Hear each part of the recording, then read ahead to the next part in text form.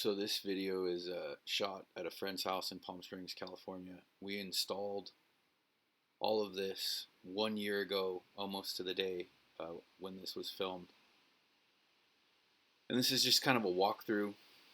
I have other videos where you can see where stuff's a lot smaller, and I have some pictures I'll put up that are going to show um, what everything was looking like when everything first went in. It's been a pretty dramatic change through the last year.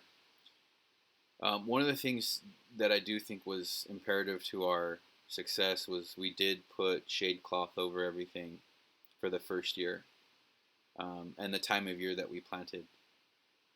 We did plant mostly 5 gallon, but there are some 15s mixed in. But mostly everything was 5 gallon when they were planted, so you can see the rapid amount of growth through all these plants.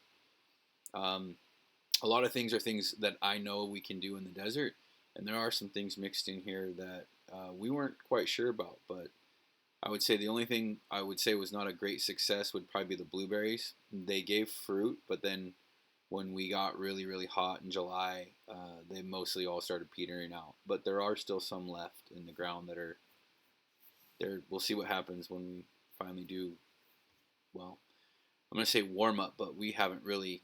You can see the stone fruit still has leaves on it. So our winter this year has been in like the 70s and 80s.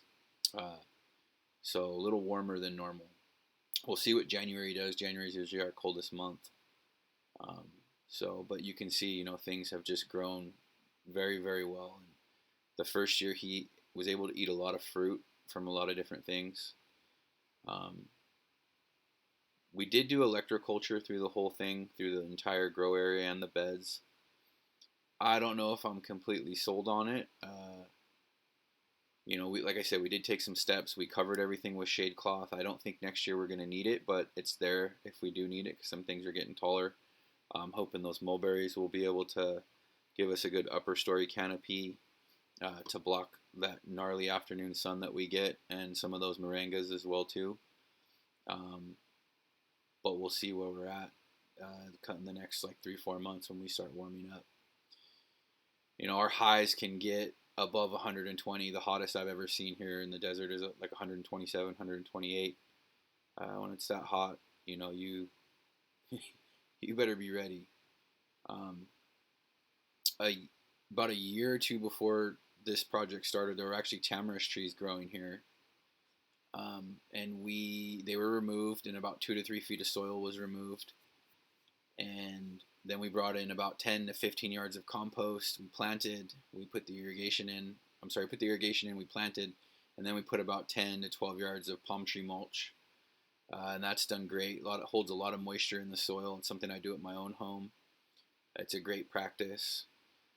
So if you're going to be growing in a very hot environment, and especially organically, you're going to want to use a lot of compost, a lot of mulch.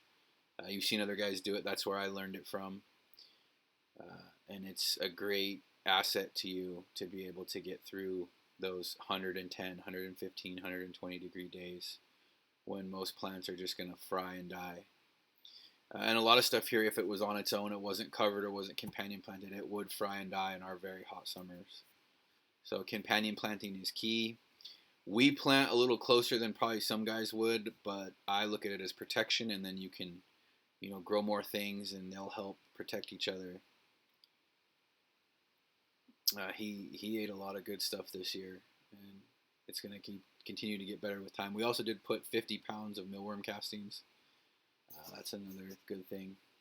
So thanks for watching. Please, any questions, feel free to tag it down in the comments. Thank you so much for watching.